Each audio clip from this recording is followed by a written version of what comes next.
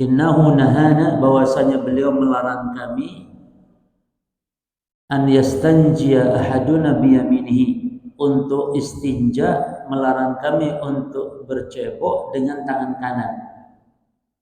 Au yastaqbilal qiblah, atau buang hajat menghadap kiblat.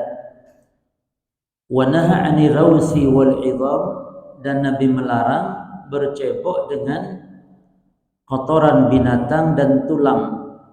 Wa qala, dan Nabi bersabda, la yastanji ahadukum biduni salasati ahjar, tidak boleh kalian bercebok yang kurang dengan 3 batu. Kata Salman, betul Nabi mengajarkan di antara adab-adab buang hajat seperti itu. Ini hadis sahih para jemaah sekalian, diriwayatkan oleh Imam Muslim dan imam-imam ahli hadis yang lainnya. Dari hadis ini kita tahu bahwasanya di dalam Islam sampai hal kecil terkait buang hajat diajarkan. Maka tentu perkara besar lebih-lebih lagi, perkara-perkara penting lebih-lebih lagi diajarkan oleh Nabi, oleh syariat yang mulia sallallahu alaihi wasallam. Lalu apa saja adabnya? Perjalanan yang pertama, ijtinabul mala'ini salasi. Ijtinabul mala'ini salasi, menjauhi dalam buang hajat 3 tempat yang kalau buang hajat bisa mendatangkan laknat orang. Yani menjauhi 3 tempat dalam buang hajat yang kalau kita buang hajat di situ kita akan mendapatkan laknatnya orang, dimisuhi orang, didoakan celaka oleh orang-orang. Apa yang 3 tempat ini? Disebutkan dalam hadis dari Mu'adz bin Jabal, ittaqul mala'ina salasa, kata Nabi, jauhilah oleh kalian 3 tempat yang dilaknat, yani kalau kita melakukan di tempat itu akan mendapat laknat, ya. Lalu kata Nabi yang pertama, al-baraza fil mawarid. Yang pertama buang hajat fil mawarid. Mawarid yakni jalan menuju tempat air. Ini orang-orang kalau mengambil air, buang hajatnya di situ, maka kata Nabi jauhi. Yang kedua, wa qari'atit thariq, di jalannya tempat orang lalu lalang. Dan yang ketiga, wa dhilli, di tempat berteduh, di tempat bernaungnya orang-orang, di bawah pohon misalnya, atau di tempat berteduh orang-orang. Termasuk kalau kita kiaskan di tempat seperti tempat pemberhentian bis, tempat duduk, di tempat orang-orang duduk dan semisal, maka itu termasuk tidak dibolehkan. Karena ketika ada aroma bau kotoran, orang akan misu-misu, akan melaknat. Bisa jadi orang mengatakan, semoga yang kencing di sini, apa biasanya? Semoga yang kencing di sini celaka misalnya, atau semoga kencingnya jadi susah. Na'udzubillah. Jelasnya ini hikmahnya saya kira jelas. Hikmahnya nampak. Yani orang akan melaknat, akan marah-marah ketika dia mendapati ada yang kencing atau ada yang buang hajat di tempat tersebut. Di dalam hadis Abu Hurairah disebutkan, ittaqul la'anaini. Kata Nabi SAW, jauhilah 2 orang yang terlaknat. Lalu ditanya Nabi, wa man la'anani ya Rasulullah? Siapa 2 orang yang terlaknat wahai Rasul? Kata Nabi, yang pertama, alladzi yatakhalla fi tariqin nas, yang buang hajat di tempat jalannya orang-orang, au fi dhillihim, atau di tempat berteduhnya orang-orang. Ya, jadi hikmahnya jelas. Demikian dalam hadis Mu'adz. Dalam hadis Mu'adz, infirada bidzikil mawarid wal mauridati, yang hanya menyebutkan al mawarid atau al mauridah. Apa artinya? Yaitu at-tariq ilal ma, yaitu jalan yang menuju ke tempat air. Sebenarnya jalan yang ke tempat air sama saja dengan jalan umum. Cuman disebutkan jalan ke tempat air karena manusia sangat berhajat gitu ya. Jadi saking seringnya dilalui, kalau ada aroma bau dan tidak enak karena akibat ada yang buang hajat, sehingga manusia akan menjadi marah-marah dan semisal. Kemudian para jemaah sekalian, Al-Imam Al-Khattabi rahimahullah ta'ala, beliau menjelaskan al-muradu bi la'inaini al-amraini al-jalibaini, yang dimaksud dengan dua orang yang dilaknat adalah al-amraini, adalah dua hal al-jalibaini yang membuat pelakunya itu lil'anil hamilainin nasi alaihi, yang membuat pelakunya dilaknat, membuat orang-orang itu menjadi melaknat kepadanya, wadda'iyaini ilaihi, dan mendoakan kepadanya dengan doa yang jelek, anna man fa'alahuma syutima wa lu'ina. Jadi yang melakukannya akan dilaknat, dicela dan dilaknat, yakni adatun nasi la'nuhu. Ini kebanyakan atau kebiasaan orang melaknat, atau kebiasaan orang akan misu-misu akibat kencing, buang hajat sembarangan di tempat mereka, tempat manusia lalu lalang, tempat manusia berteduh. Ya. Falamma sara sababan lidzalika udhifa la'an ilaihima. Maka ketika menjadi sebab terlaknat, maka orang itu disebut orang terlaknat. Nah, itu yang dimaksud.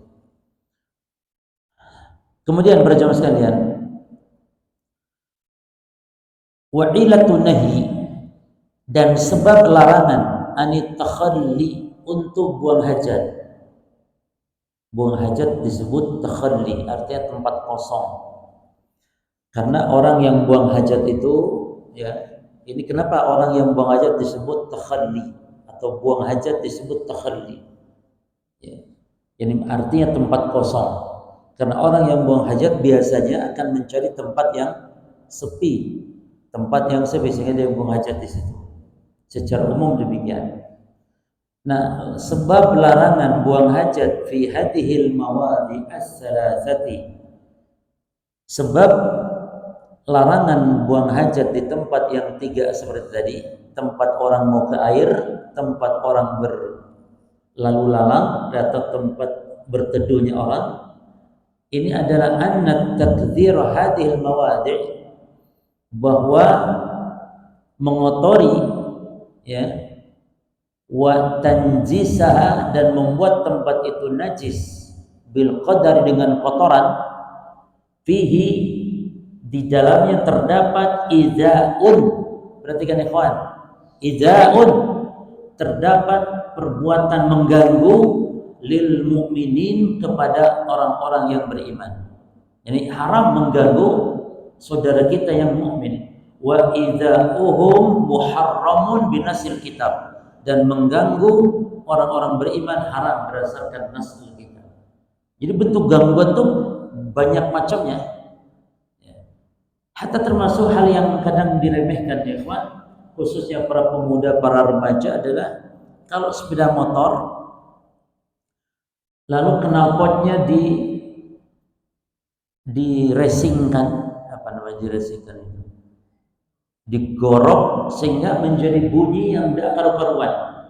Ini termasuk idza'un lil mu'minin, idza'un lil muslimin. Yang senantiasa harus kita perhatikan itu adalah bagaimana orang-orang Islam, orang-orang beriman. Mengganggu orang kafir haram, tapi mengganggu orang Islam lebih besar haramnya.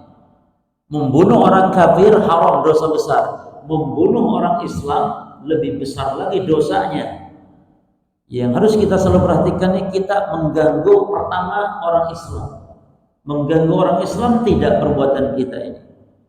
Ini para jemaah, di antara indahnya syariat Islam. Makanya ada wanita yang rajin tahajud, rajin puasa, tapi dia walakin tu'dhi jiranaha, tapi suka mengganggu tetangganya. Maka kata Nabi, la khaira fiha, wanita itu tidak baik. Hiya finnar, dia di neraka. Rajin tahajud di neraka, rajin puasa sunnah di neraka. Kenapa? Mengganggu tetangganya. Dalam hadis ini tetangga umum, mau muslim mau kafir, subhanallah, mau muslim mau kafir, namanya tetangga diganggu, maka menjadi terancam dengan neraka. Ini kan indahnya sekali syariat Islam. Apalagi kalau tetangga itu orang Islam, tetangga itu saudara kita, maka lebih besar lagi dosanya. Karena para jemaah, gangguan kepada muslim dan kafir beda. Muslim lebih besar dosanya, mengganggu orang Islam lebih besar dosanya. Mana dalilnya mengganggu orang-orang Islam dengan berbagai gangguan apapun bentuknya adalah dosa dan dosa besar dan haram? Surah Al-Ahzab ayat 58. Walladzina yu'dzunal mu'minin, dan orang-orang yang mengganggu, menyakiti orang-orang beriman, wal mu'minat, dan orang-orang mukminat. Yani mukmin laki, mukmin perempuan. Bighairi maktasabu, tanpa kesalahan yang mereka perbuat. Jadi kita nih ganggu orang nggak berbuat salah, kita ganggu orang, maka kata Allah, faqad ihtamalu buhtanan wa isman mubinan, maka sungguh dia telah memikul kebohongan dan dosa yang nyata. Memikul kebohongan dan dosa yang nyata. Nah, para jemaah sekalian, yulhaqu, ada faedah penting di sini. Yulhaqu bi dhullil makan, dikiaskan, ya, dikiaskan. Yulhaqu maknanya diikutkan, yang dikiaskan hukum bidhullil makanil ladzi yatasammasu fihi an-nas ayyam asy-syita. Dikiaskan juga tempat berteduh itu bisa berupa tempat yang dijadikan oleh manusia untuk berjemur saat musim dingin.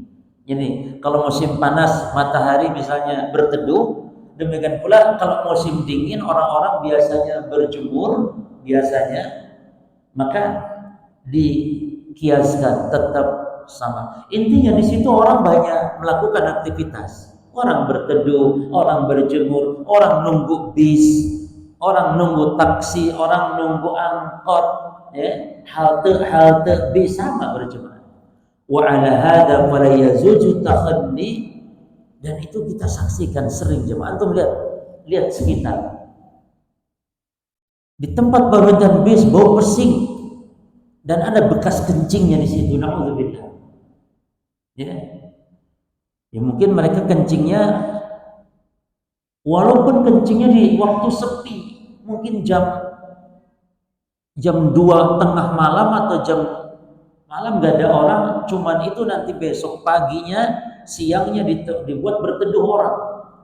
Gimana? Ini yang dimaksud. Wa ala hadza fala yajuju takhalli fi hadzal makan li'anna al-ilat fi an-nahyi 'anil dhulm mawjudatun huna wal hukum yaduru ma'ilati wujudan wa 'adaman. Maka tidak boleh kita buang aja di tempat berjemurnya orang, karena sebab larangannya sama dengan larangan di tempat berteduh, sama, karena hukum berkaitan dengan sebab. Ini kaidah, kalau sebabnya ada maka hukum berlaku, kalau sebab tidak ada hukum tidak berlaku. Terus faedah yang kedua jemaah. Faedah pertama tadi, segala tempat yang di situ manusia berteduh maka dikiaskan sama, tempat nunggu bis dan semisal. Sekarang faedah kedua atau catatan yang kedua. Al-haditsu tushiru ila anna an-nahya yunsabu ala hali at-tabawwuti faqat duna at-tabawwul. Hadis-hadis menunjukkan kepada kita bahwa an-nahya, larangan tersebut, yunsabu, berhubungan ala hali tagawuti faqat, berhubungan dengan buang air besar saja, dunat tabawuli, bukan kencing. Jadi hadis-hadis yang tadi disebutkan kan, Nabi menyebutnya al-baraz. Baraz itu buang hajat, maksudnya BAB, buang hajat, buang air besar. Berarti bukan kencing. Nah, akan tetapi para jamaah sekalian, akan tetapi penjelasan para ulama bahwa yang namanya buang air besar disebutkan bukan berarti kencing boleh. Karena hukumnya sama, dia buang air juga, hanya disebutkan BAB karena itu yang paling buruk. Ya, paling buruk. Maka kata para ulama di antara Imam Nawawi yang mengatakan wa ila hadza dhahaba an-Nawawi, atas pendapat inilah Imam Nawawi berkata dalam Syarah Muslim, alladhi yatakhalla fi tariqin nas aw fi dhillihim, qala fa ma'nahu yatagawwatu, yang buang hajat di tempatnya orang-orang, tempat berteduhnya orang-orang, maknanya yakni yatagawwatu, buang air besar, ya, buang air besar fi maudhi'in yamuru binas, di tempat yang orang itu berlalu lalang. Dibantah oleh Imam Al-Azim Al-Abadi. Jadi kata Imam Nawawi yang dilarang hanya BAB. Kalau air kencing, buang air kencing, buang air kecil, maka boleh. Istilahnya. Ini kesimpulan Imam Nawawi karena hadis ngomongnya baroz. Tapi dibantah oleh Al-Azimu Abadi rahimahullah. Dia mengatakan, fala yasih, tidak benar tafsirun Nawawi, tafsirannya Imam Nawawi bitagawwud, hanya BAB saja, hanya berak saja. Walam sulima, walau sulima, ya, walau sulima, jika memang diterima, fal baulu yulhaqu bihi qiyasan.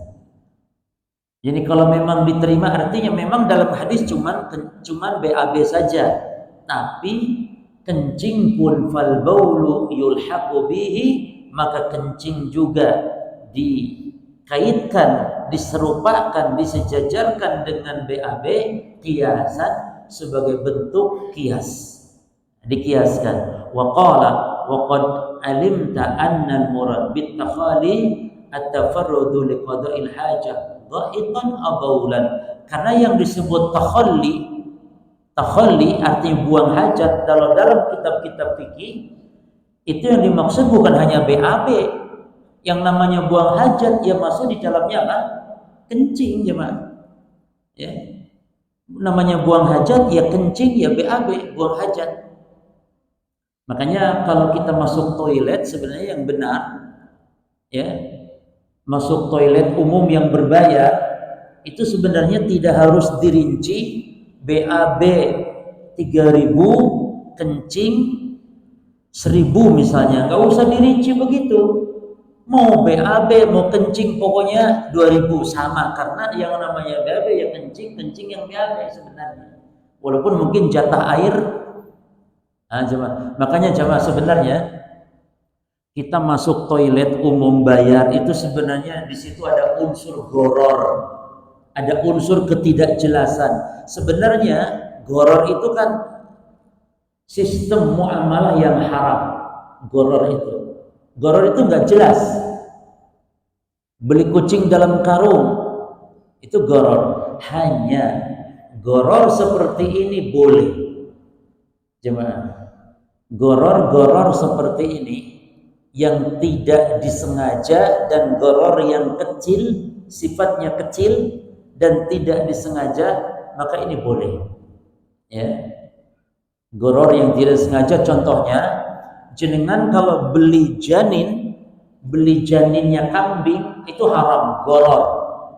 Tapi kalau tidak disengaja, yakni jenengan beli kambing yang sedang bunting, nah kita tidak sengaja janin sebagai pengikut, ya jemaah, maka boleh membeli kambing yang bunting karena kita tidak sengaja janinnya, tapi yang sengaja itu induknya atau ibunya. Itu boleh. Tapi kalau bersengaja membeli janinnya saja, ibunya enggak dibeli, hanya janinnya, maka ini haram. Jual beli ini haram, dosa. Yang kedua, goror yang kecil, seperti goror-goror seperti contoh toilet umum tadi. Itu kan goror jemaah, antum kencing, antum BAB, nggak jelas kan airnya berapa gayung itu yang dipakai. Sebenarnya kan harus jelas airnya berapa gayung yang dipakai, berapa lama, ya kan?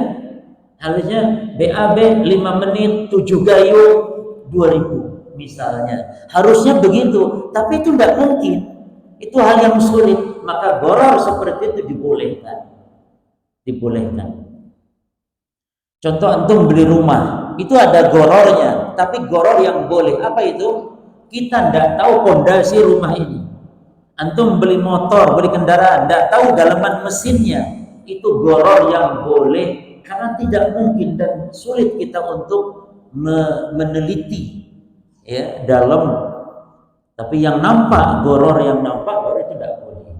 Jelas semua ya? Baik.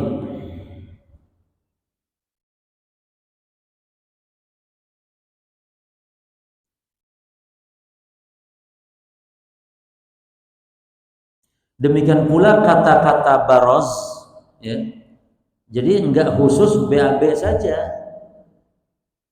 tetapi dia ismun lil fadha'i al-wasi' minal ard, sebutan untuk tempat yang luas di tanah lapang, baroz.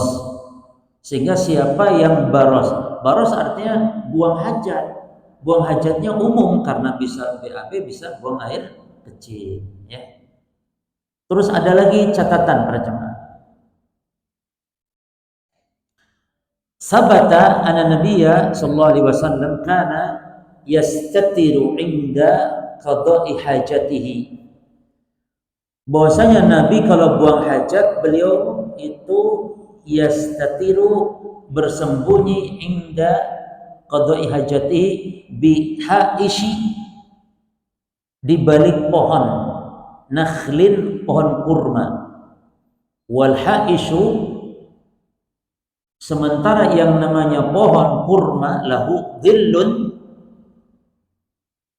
namanya pohon kurma berarti ada teduhannya kan, itu coba, ya kan? Kalau pohon kurma berarti ada teduhannya, berarti Nabi BAB-nya atau Nabi buang hajat di tempat berteduh. Maka fa kaifa najma' baina fi'lihi wa baina nahyihi, maka bagaimana cara kita mengkompromikan dua hadis ini? Ini Nabi buang hajat di suka berlindung atau suka bersembunyi di balik pohon kurma, dengan larangan buang hajat di tempat teduhnya manusia atau tempat berteduhnya manusia. Apa jawabannya? An-nadhilal ladzi yuhramu takhalli fihi, bahwa berteduh atau tempat berteduh yang dilarang buang hajat di situ, perhatikan jemaah, huwa dhillul ladzi yaqsuduhun nas, dia adalah tempat berteduh yang yaqsuduhun nas, yang dituju oleh manusia, wa yajlisuna fihi, yang manusia duduk di situ, wa yaj'alunahu maqilan lahum, yang dijadikan di situ terkadang tempat istirahat, tempat tidur siang juga, terkadang ada orang berteduh rebahan di situ. Jadi memang tempat yang khusus, memang ikhwan. Tidak setiap pohon dijadikan tempat berteduh orang-orang, itu jemaah.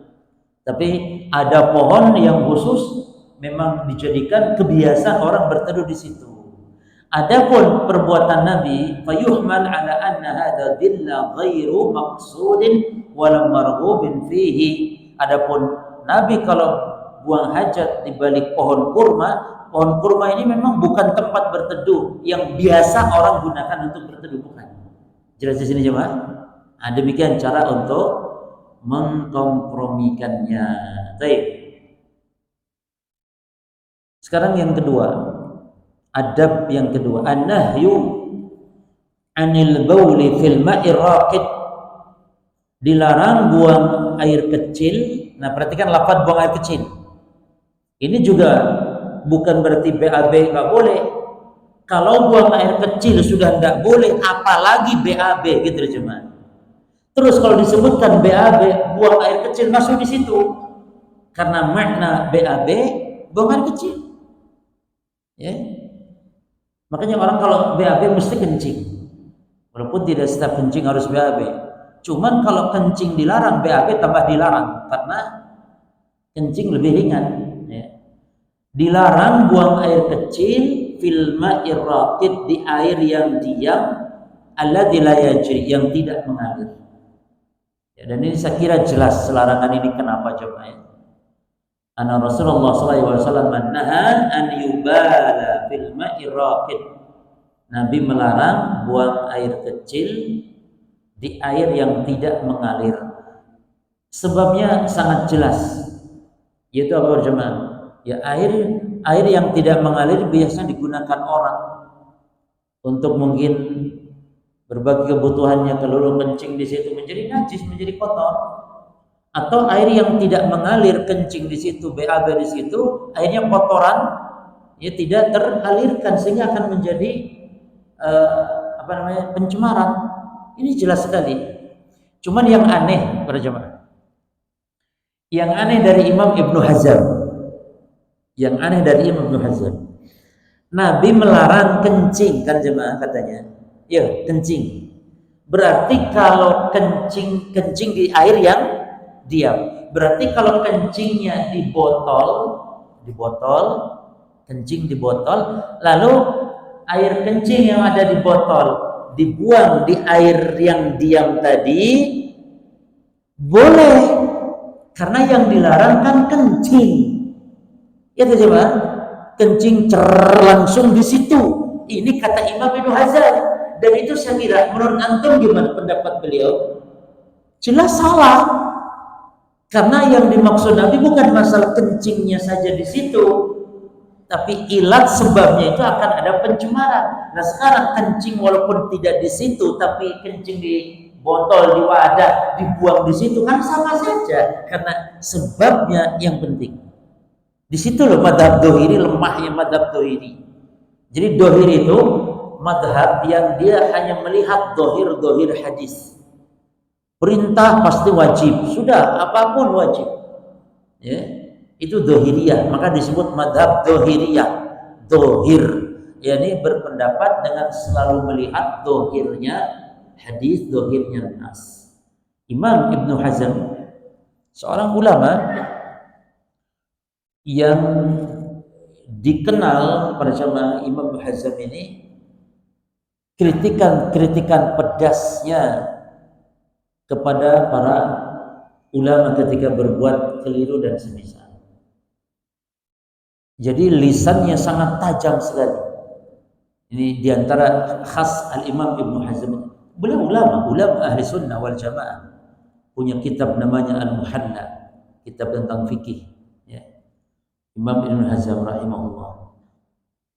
Baik, jadi dalam hadis ini ada kekeliruan dari Imam Ibnu Hazm berkaitan bolehnya membuang air kencing di air yang diam, karena yang dilarang itu kencingnya.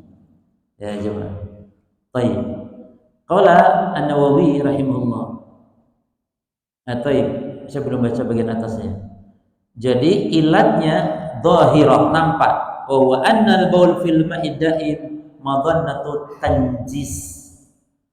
Bahwa alasan larangan ini sangat jelas, yaitu kencing di air yang tidak mengalir adalah madhanatut tanjis, menjadi sumber najis nantinya. Nah yang dilarang kan kencing, watagawwata, dan bahwasannya tadi kan kencing, sekarang dan bahwasanya BAB fihi asyad. Kalau BAB dia lebih buruk, akbah, lebih parah, wa huwa aula, lebih utama lagi untuk dilarang. Ya toh? Dilarang kencing di sini, misalnya ada tulisan dilarang kencing di sini. Oh, berarti yang dilarang kencing PAB boleh. Piye coba tengok lagi coba. Itu nggak boleh, kias aulawi namanya. Dikiaskan dengan yang lebih buruk. Kias aulawi itu kalau kencing aja sangat boleh, apalagi BAB karena BAB lebih buruk lagi. Sama halnya Allah melarang kita mengatakan kepada orang tua kita uff, melarang kita mengucapkan kata-kata kepada orang tua kita uff, wala taqulahuma uffin wala tanharhuma, jangan kalian katakan kepada kedua orang tua kalian uff, jangan bentak orang tua kalian. Jelas?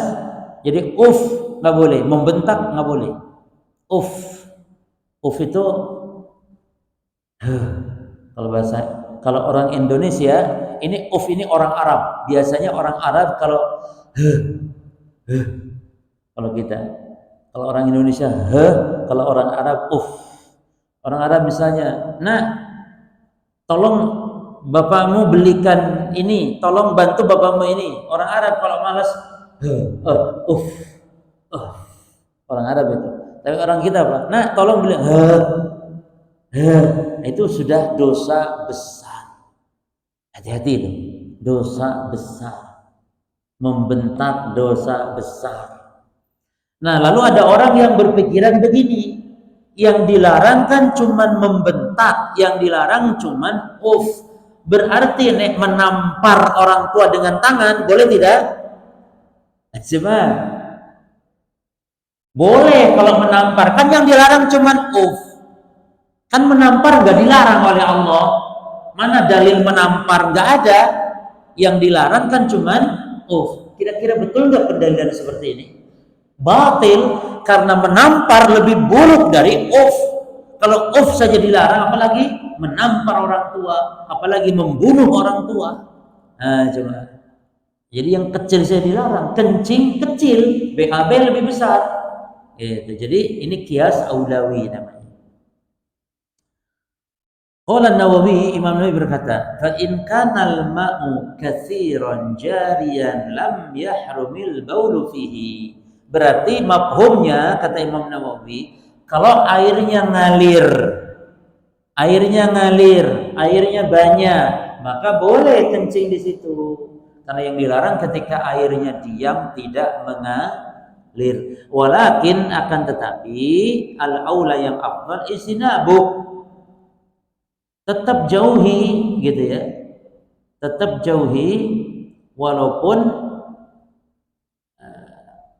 jikalau airnya sedikit jarian dan mengalir.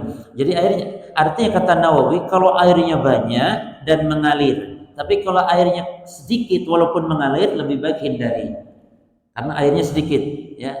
Jadi mungkin parit kecil gitu cuma ya, parit kecil hindari. Tapi kalau sungai yang lebar dan airnya mengalir, maka itu dibolehkan kencing di situ. Karena kencing di sungai yang lebar besar itu tidak terlalu pengaruh. Gitu cuma. Karena banyak airnya kan. Makanya ulama membahas tentang air yang sedikit yang terkena air kencing najis tidak. Kalau air yang banyak ulama nggak membahas. Ijma ulama, kencing di air yang banyak, air itu suci. Karena air kencing tidak ngaruh. Contoh kolam renang, itu airnya banyak, lebih dari 2 kulah. Kulah itu ukuran toren. Kullah. Ya, di zaman Nabi, toren air itu namanya kullah. Nah, kalau air lebih dari 2 kullah, maka terkena najis itu selama tidak berubah warna, rasa dan baunya, maka air itu ijma ulama, air itu suci. Selama tidak berubah loh ya. Salah satu dari sifat air warna, rasa dan bau. Tapi kalau kurang dari 2 kulah lalu terkena najis dan tidak berubah salah satu sifat air ini yang berbeda pendapat. Menurut Syafi'iyah, mazhab Syafi'i, air itu najis. Masih tidak berubah warnanya, rasanya, baunya karena kurang dari 2 bulan. Tapi madhab mayoritas air itu suci selama tidak berubah warna, rasa dan bau. Yang terkena air kencing terkena najis walaupun air itu sedikit kurang dari 2 bulan. Tapi kalau airnya banyak ijma, maka kalau kencing di kolam renang, maka kolam renang tetap suci. Tapi ojo masih oleh senengan ya dolim lah jemaah. Orang-orang nek renang lah nggak kelelep ketelen lah nelen kencingnya jenengan. Jangan, tetap cuman kalau kencing di situ tidak merubah air karena airnya banyak. Kencing di danau, di kolam yang besar ya, itu tidak berubah kalau tidak berubah warna, rasa dan bau. Tapi nek berubah warna, rasa dan bau walaupun itu sungai yang besar dan mengalir, tapi karena kemasukan najis menjadi kotor warnanya, berubah baunya.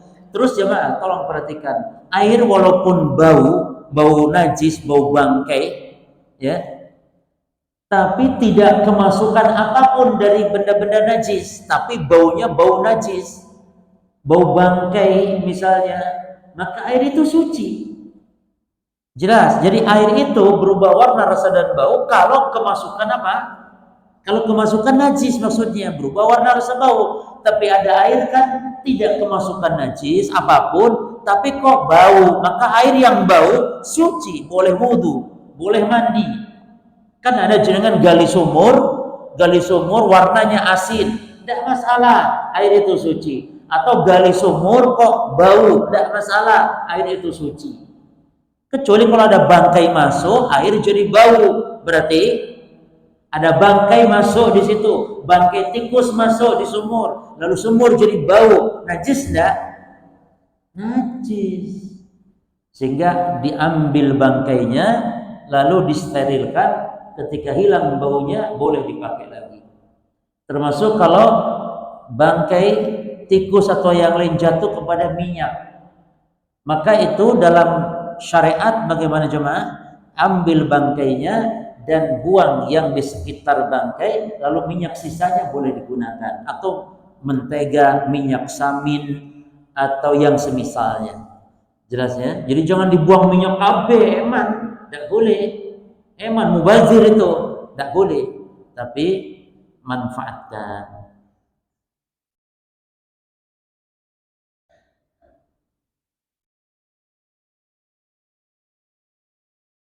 Tapi kita tambah satu lagi, Pak. Tambah satu. Baik.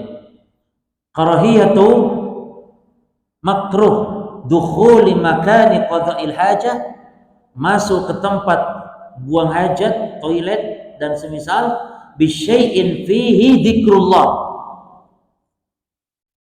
Masuk ke tempat buang hajat makruh, yang enggak sampai haram, enggak. Masuk ke tempat buang hajat membawa sesuatu yang ada nama Allahnya, yang ada nama Allahnya.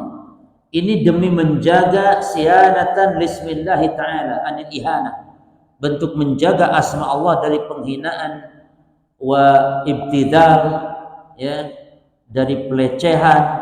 Maka wala yaliku bi muslim, maka seorang muslim tidak pantas an yadkhulal khala, masuk ke dalam toilet atau tempat buang hajat, bisyai'in fihi, membawa barang atau benda sesuatu yang ada nama Allah, illa lihajah, kecuali kalau memang ada darurat. Contoh, kalau disimpan di luar takut hilang, maka boleh.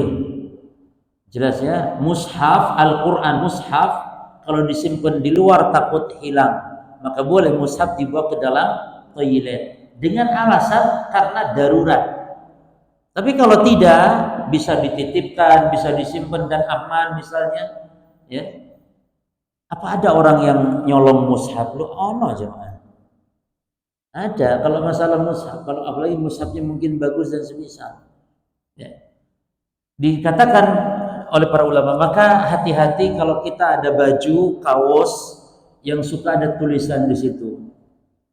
Misalnya apa ya, stiker atau ada bordilan di peci atau di kaos ada tulisan misalnya la ilaha illallah, ya kan? Lalu dicuci. Nah, ini hati-hati. Maka tidak boleh jemaah. Tidak boleh ada lafaz-lafaz Allah di rumah, di kaos, di baju, di pakaian, hatta di kendaraan. Ya, jangan kendaraan ditulisi bismillah atau masya Allah, tabarakallah, ayat-ayat Quran, tidak boleh. Ayat lafaz-lafaz Allah itu demikian mulia. Jangan dijadikan kita yang sembarangan dibuat stiker, ditempel di mana. Jangan, nggak boleh. Para ulama salaf tidak ada yang menghias rumah-rumah mereka dengan kaligrafi Al-Quran. Nggak boleh. Hatta di masjid sebenarnya.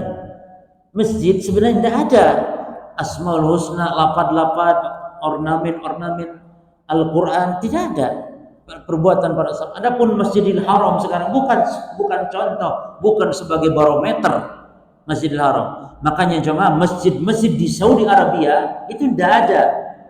Hanya di Masjidil Haram saja, Masjidil Madinah. Adapun masjid-masjid lain di Saudi karena para ulama melarang. Hanya di Masjidil Haram. Masjidil Haram itu karena memang seolah-olah itu masjid milik dunia.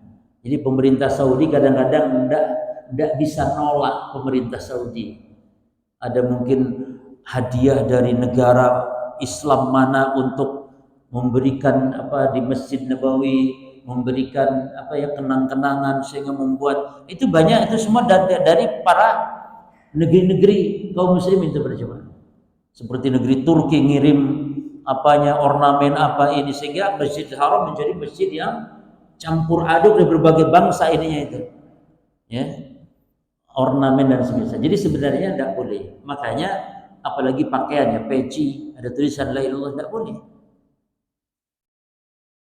Qala Ibnu Utsaimin fi syarhihi illa lihajah. Berkata Syekh Utsaimin tentang penjelasan beliau illa lihajah, kecuali kalau memang adanya hajat, keperluan, yang boleh bawa sesuatu yang ada nama Allahnya ke WC, ke toilet. Ya, hada mustathna minal makruh. Ini sebagai pengecualian dari yang dimakruhkan tadi. Yani idza ihtaja ila dzalik. Ini seandainya ada hajat kepada hal tersebut, kal awraqi an-naqdiyah. Seperti kertas yang ada kertas uang kertas yang ada tulisan Allahnya di situ.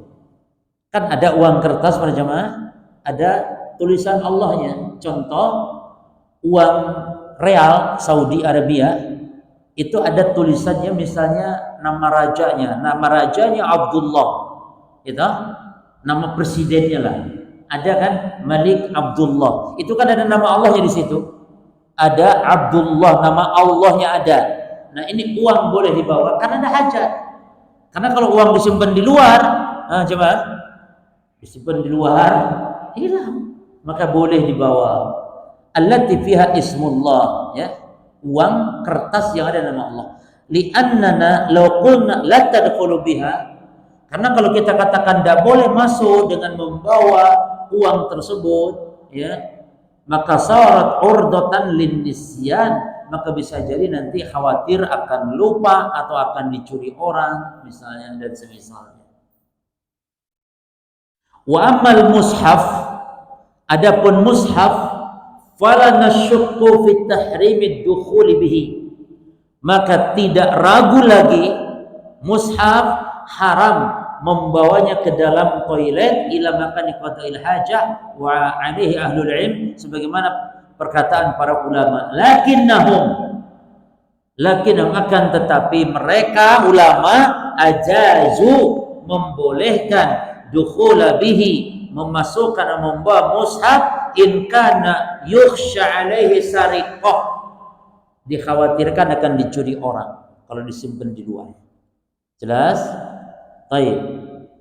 Wa ma'a dzalik fa innal muslim alaihi an yattaqillah. Meskipun demikian, seorang muslim tetap harus berhati-hati, bertakwa kepada Allah. La ya'ridu kalamallahi lil ihanah, tidak boleh ya membuat kalam Allah sampai terhinakan. Wa alaihi an yataharraza fi dzalikal amr, mastata'a ila dzalika sabila. Oleh karena itu harus berusaha semampu kita. Jangan sampailah kita bawa ada sesuatu benda yang ada nama Allahnya. Maka saya sarankan tidak boleh ibu-ibu yang memakai kalung terbuat dari kalung emas, misalnya berhias ibu-ibu pakai kalung emas, lalu kalung emas tersebut ada lafaz atau tulisan Allahnya. Karena nanti pakai kalung akan pergi ke toilet dan semisal, atau minimal setiap ke toilet harus dicopot. Terus juga nanti di mana copotnya, disimpan di mana? Maka ini tidak ada. Dan lagi pula para jemaah, pakai kalung seperti itu lalu ada tulisan Allah dan semisal, ini menyerupai kebiasaan orang-orang Nasrani. Orang-orang Nasrani itu mereka suka memakai kalung yang menampakkan syiar agama mereka, yaitu salib. Kita orang Islam jangan meniru-niru. Jadi kita Muslim pakai kalung lambang Allah kan, sehingga akhirnya niru-niru mereka ini tidak diperbolehkan. Dan juga banyak mudaratnya yang lainnya. Itu nama Allah terhinakan ditaruh di leher kita, kotor dan semisal, ya jemaah. Maka hindari. Kita harus agungkan nama Allah. Kita agungkan Al-Quran dengan tidak menempel di tempat-tempat yang tidak pantas. Ya. Saya kira cukup cuma nanti insya Allah pembahasan yang agak panjang berkaitan buang hajat menghadap atau membelakangi kiblat. Ya, kan di sini ada khilafiyah para ulama. Kita akan bahas insya Allah khilaf-khilaf tersebut dan kita akan rojikan mana pendapat yang kuat. Satu dua saja monggo kalau yang bertanya. Satu dua saja. Tidak ada. Baik. Subhanakallahumma wa bihamdika asyhadu an la ilaha illa anta astaghfiruka wa atubu ilaik. Wassalamualaikum warahmatullahi wabarakatuh.